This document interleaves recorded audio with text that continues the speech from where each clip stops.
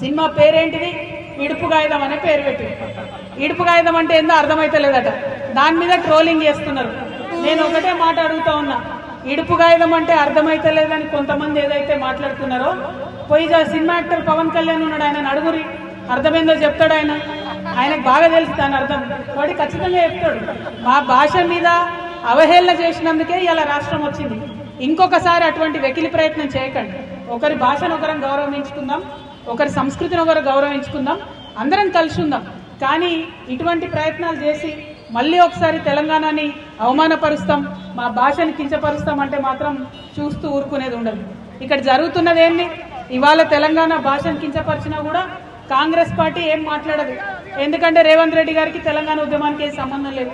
BJP party ఏం మాట్లాడదు, ఎందుకంటే వాళ్ళకి దేశంలో ఉన్న ఇష్యూలు తప్ప తెలంగాణ గురించి పట్టలేదు. బీఆర్ఎస్ పార్టీ ఏం మాట్లాడదు.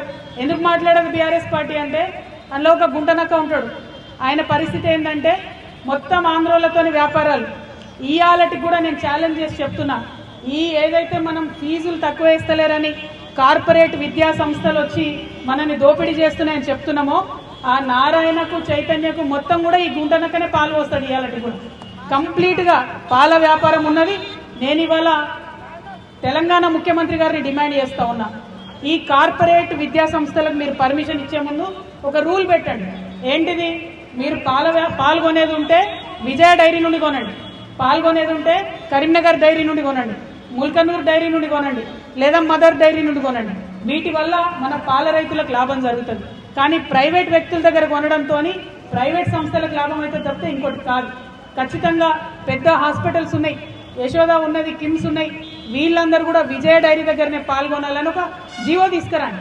ఎందుకంటే ముఖ్యమంత్రి మేము మొన్నటి నుంచి అడుగుతున్నాం, ఫీజులు నియంత్రించండి, ఫీజులు తగ్గించండి అంటే ఇంతవరకు ఆయన మాట్లాడతలేడు. కాబట్టి నారాయణ చైతన్య, ఈ హాస్పిటల్స్, ఈ మల్లారెడ్డి యూనివర్సిటీలు, వేల మంది స్టూడెంట్స్ ఉన్నటువంటి అందరూ కూడా విజయ డైరీ దగ్గర పాల్గొనాలనే ఆర్డర్ తేవాలని చెప్పి ముఖ్యమంత్రి గారిని నేను డిమాండ్ చేస్తున్నాను. ఎందుకు ఈ మాట అంటున్నామంటే, ఇలా నారాయణ చైతన్య కాలేజ్ ఉంటే వేల మంది బట్టలు ఉతుకుతారు. ఆర్డర్ మాత్రం ఇక్కడ మన రజక సొసైటీలకు రావు, రజక సోదరులకు రావు. వాళ్ళు హెయిర్ కటింగ్ చేస్తారు వేల మంది పిల్లలకు. మన నాయి బ్రాహ్మణ సోదరులకు ఒక్క ఆర్డర్ కూడా రాదు. బోలెడన్ని వేలాది కుర్చీలు కొంటారు, ఒక్క ఆర్డర్ కూడా మన విశ్వకర్మలకు సోదరులకు రాదు. అంటే ఇక్కడ పెడతారు విద్యా సంస్థలు, ఇక్కడ పైసలు సంపాదిస్తారు, మరి ఇక్కడ వాళ్ళకి మాత్రం లాభం లేదు. టీచర్లు కూడా ఇవాళ 80% బయట నుంచి తీసుకొస్తా ఉన్నారు. అది కుదరదు. కేరళ నుంచి, ఆంధ్ర నుంచి, అక్కడిక్కడ నుంచి తీసుకొచ్చి టీచర్ జాబ్లు ఇస్తున్నారు. ఇప్పుడు నార్త్ ఇండియా స్కూళ్ళు వచ్చినాయి, వాళ్ళు నార్త్ ఇండియా నుంచి బాత్రూమ్లు కడిగేటోళ్ళు కూడా తెచ్చుకుంటున్నారు. మరి ఇక లోకల్ వాడు ఏం చేయాలి చెప్పండి? ఖచ్చితంగా ఛత్తీస్గఢ్ నుంచి, బయట దేశాల నుంచి, బయట రాష్ట్రాల నుంచి తీసుకురావడం కాదు, లోకల్ ఎంప్లాయ్మెంట్ కావాలి. మన యొక్క లోకల్స్ యొక్క హక్కుల పరిరక్షణ కోసమే టీఆర్ఎస్ పార్టీ పనిచేస్తుంది. కాబట్టి మేము గల్లా ఎగరేసి చెప్తున్నాం, ఈ అనకొండలు ఏవైతే ఉన్నాయో, ఏ అనకొండలైతే మన తెలంగాణ ఉద్యమాన్ని అడ్డుకున్నాయో, ఏ కార్పొరేట్ శక్తులైతే ఉన్నాయో వాటికి పాలు పోషిస్తున్నదే మన గుంటనక్క. అందుకే బీఆర్ఎస్ పార్టీ వాళ్ళు ఏం మాట్లాడరు దీని మీద. తెలంగాణను తిట్టినా మాట్లాడరు, తెలంగాణ బొమ్మను మార్చినా మాట్లాడరు, ఎక్కడెక్కడో సినిమా యాక్టర్లు వచ్చి మనల్ని అవమానం చేసినా మాట్లాడరు. వాళ్ళకి ఆ సోయి లేదు. తెలంగాణ ఉద్యమంతో పేగు బంధం తెగిపోయింది. కాబట్టి అలా రక్షణ సేన నుండి ఉద్యమకారులందరినీ కోరుతా ఉన్నాం, మీకోసం ముందుండి మేము పోరాటం చేస్తాం.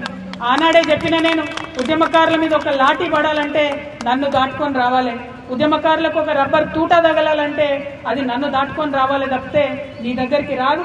జూలై 2 నాడు బాజాప్తా పోదాం, భూ పోరాటం చేద్దాం, భూమిని ఆక్రమించుకుందాం, ప్రభుత్వ భూమిని. అది మీరు కష్టపడి కొట్లాడితేనే వచ్చినటువంటి భూమి ఆక్రమించుకొని ఉద్యమకారులకు పంచుకుందాం. అందరూ కూడా జూలై 2 నాడు జరిగేటటువంటి భూ పోరాటానికి తెలంగాణ వ్యాప్తంగా ఉన్న ఉద్యమకారులందరూ కూడా తరలి రావాలని కోరుతూ, మరి ఉప్పల్ అంటేనే ఉద్యమకారుల అడ్డా, ఇటువంటి అడ్డాలో జెండాలు బాతిండ్రు. ఇవాళ జెండా ఎగిరేసినాం, రేపటి నాడు ఎమ్మెల్యే కూడా ఖచ్చితంగా గెలుస్తాం. జిహెచ్ఎంసీ ఎన్నికలలో అన్ని డివిజన్లలో పోటీ చేస్తాం. అద్భుతంగా తెలంగాణ ప్రజలకు సేవ అంటే ఎట్లుంటుందో, రాజకీయ పార్టీ అంటే పని ఎట్లా చేస్తుందో తప్పకుండా చూపిస్తామని చెప్పి ఈ సందర్భంగా తెలియజేస్తూ, మరి అనేక మంది అనేక మాటలు ఇచ్చినటువంటి ఈ ప్రభుత్వాన్ని ఎండగడతాం, ప్రతి విషయంలో ఎండగడతాం. పెన్షన్ పెంచుతామన్నారు, పెంచలేదు. ఆటోలకు పైసలు ఇస్తామన్నారు, ఇయ్యలేదు. 2 లక్షల ఉద్యోగాలు ఇస్తామన్నారు, ఇయ్యలేరు. తులం బంగారం ఇస్తామన్నారు, ఇయ్యలేదు. మరి ఇవన్నిటిని కూడా మాట్లాడతాం. మా అక్క చెప్తుంది పింఛన్ వస్తలేదని, పింఛన్ గురించి కూడా ఖచ్చితంగా మాట్లాడతామా. Thank you. జై తెలంగాణ, జై తెలంగాణ, జై TRS, TRS party, TRS party, జై తెలంగాణ, జై తెలంగాణ.